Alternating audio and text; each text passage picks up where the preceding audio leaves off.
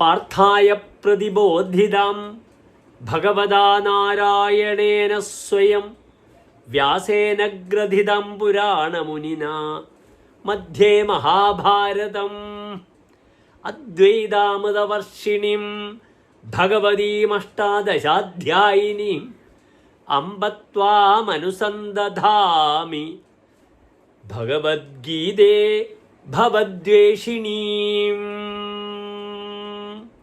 പ്രിയമുള്ള പ്രേക്ഷകരെ, ഞാനിന്ന് ഭഗവത്ഗീതയിലെ ആദ്യത്തെ ആ വന്ദന ശ്ലോകമാണ് നിങ്ങളുടെ മുന്നിൽ ചൊല്ലിയത്. എന്തിനാണ് ചൊല്ലിയത്? നാം ഇവിടെ ചർച്ച ചെയ്യുന്നു നിങ്ങളുടെ വാരഫലം. ഈ വാരഫലത്തിൽ ഇന്ന് നാം ചർച്ച ചെയ്യുന്നത് 2025 ഡിസംബർ 1-ാം തീയതി മുതൽ 7-ാം തീയതി വരെയുള്ള ഒരു വാരക്കാലത്തെ ശുഭാശുഭ ഫലങ്ങളാണ്. അതായത് 1201 വൃശ്ചികമാസം 15-ാം തീയതി മുതൽ 21-ാം തീയതി വരെയുള്ള ശുഭാശുഭ ഫലങ്ങളാണ്. ഇന്നത്തെ ഈ വാരത്തിലെ ഏറ്റവും മികച്ച ഒരു പ്രത്യേകതകളുണ്ട് ഈ വാരത്തിന്. ഒന്നെന്താണ്? ഭഗവത്ഗീതാ ദിനമാണ്. ഡിസംബർ 1-ാം തീയതി ഭഗവത്ഗീതാ ദിനത്തിൻ്റെ ആരംഭമാണ്.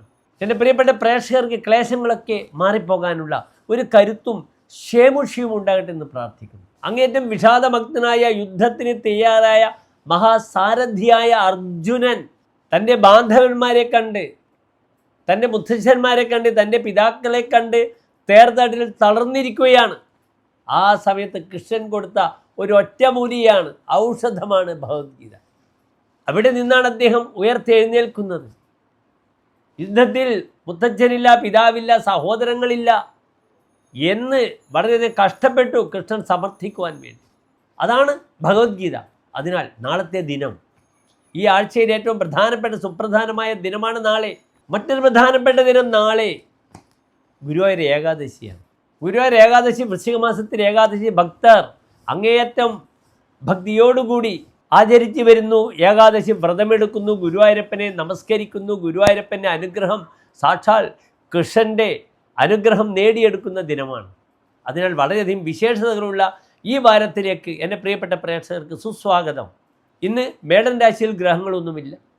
ഇടവത്തിലില്ല, മിഥുനത്തിലില്ല, കർക്കിടകത്തിൽ വ്യാഴമുണ്ട്, ചിങ്ങത്തിൽ കേതു, കന്നിയിൽ ഗ്രഹങ്ങളില്ല, തുലാത്തിൽ ബുധനാണ്, 8-ാം ഭാവത്തിൽ വൃശ്ചികത്തിൽ സൂര്യൻ, ചൊവ്വ, ശുക്രൻ, 11-ാം ഭാവത്തിൽ കുംഭത്തിൽ രാഹു, 12-ാം ഭാവത്തിൽ ശനി, ചന്ദ്രൻ.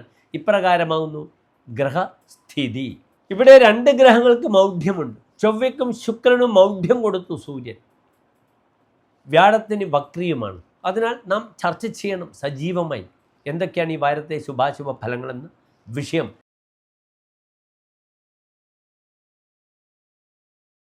പുണർന്ന നക്ഷത്രത്തിൻ്റെ അവസാനത്തെ 15 നാഴിക, പൂയ, മായില്യം നക്ഷത്രങ്ങൾ വരുന്ന 2 നക്ഷത്ര സമൂഹം.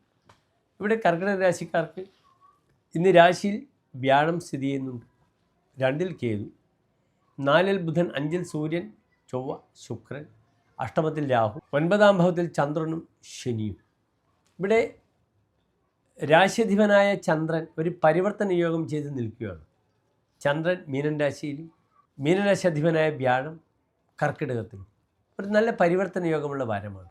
പലപ്പോഴും പൂർവികമായ സ്വത്ത് ലഭിക്കേണ്ടുന്ന സമയം, അതിൽ തീരുമാനങ്ങളാകാം. അതിനുമപ്പുറം പാരമ്പര്യമായി അച്ഛൻ്റെ തൊഴിൽ മകന് ലഭിക്കുക, അല്ലെങ്കിൽ മരിച്ച അച്ഛൻ്റെ മാതാപിതാക്കളുടെ തൊഴിൽ മക്കൾക്ക് ലഭിക്കുന്ന അതിൻ്റെ തീരുമാനങ്ങളൊക്കെ വിധിക്കപ്പെടുന്ന വാരമാണിത്. അതിന് പുറമെ പിതാവ് തൻ്റെ പൂർവികമായ സ്വത്തുക്കൾ ഒക്കെ, അല്ലെങ്കിൽ തൻ്റെ വ്യാപാരം, ഇത് മക്കളുടെ പേരിൽ എഴുതി വെക്കുക, അച്ഛൻ്റെ വ്യാപാരം മകൻ ഏറ്റെടുക്കുക, ഇങ്ങനെയുള്ള പ്രകടനങ്ങൾ ഒക്കെ സംഭവിക്കുന്ന, സംഭാവ്യമാകുന്ന വാരമാണിത്. പഠിതാക്കൾക്ക് വളരെ നല്ല സമയമാണ്. കർമ്മമേഖലയിൽ പുത്തൻ ഉത്തരവാദിത്തങ്ങൾ ലഭിക്കും. സ്വന്തം ആളുകൾ തന്നെ ബഹുമാനിക്കാൻ പ്രയാസമായിരിക്കും, പക്ഷേ അന്യർ ബഹുമാനിക്കും. 8-ൽ രാഹു എന്നാൽ അപ്രകാരമാണ്. നൃപേഹി പണ്ഡിതേഹി വന്ദിത നിന്ദിത സ്വൈഹി. നൃപന്മാരും പണ്ഡിതന്മാരും തന്നെ വന്ദിക്കും, സ്വന്തം ആളുകൾ തന്നെ ദൂഷിക്കും. സഹത് ഭാഗ്യരാഗോ സഹത് ഭ്രംശമേവ. ചിലപ്പോൾ ഭാഗ്യം ലഭിക്കും, ചിലപ്പോൾ ധനം നഷ്ടപ്പെടും, ഭാഗ്യം നഷ്ടപ്പെടും.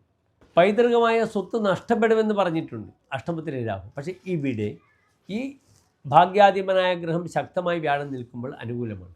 പുതിയ പ്രണയബന്ധങ്ങൾ വളരെ പെട്ടെന്ന് നടക്കുന്ന സംഭവമാണ്.